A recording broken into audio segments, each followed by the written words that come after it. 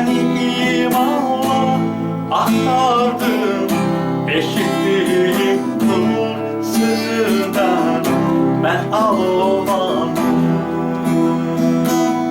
Senin lütfun olan yerde çiçeklerim yüreğimde.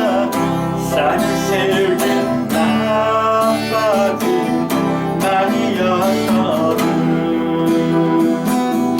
Sevirəm səni,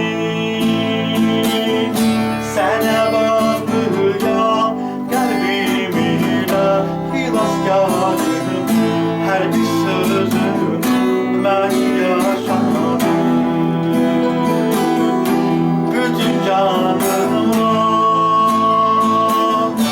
ürəyimlə sənə bağlıyam xilaskarım. Hər bir anım olsun səninlə.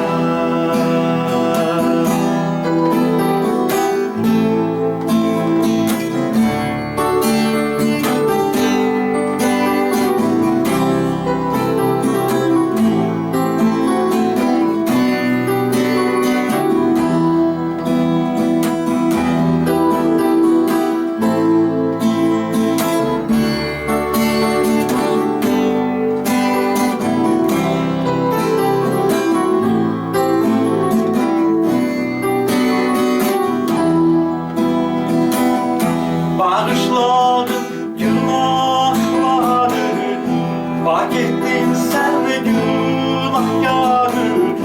Temizledi senin kanın, affetti beni. Minnettarım Rabbim insan, bize göre kurban gittin. Senin sevgin hilas etti.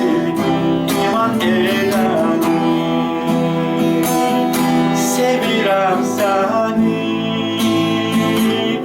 sənə bağlıyam qəlbim ilə xilaskarım.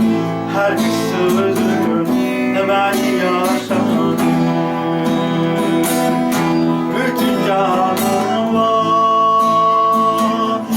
ürəyimlə sənə bağlıyam xilaskarım.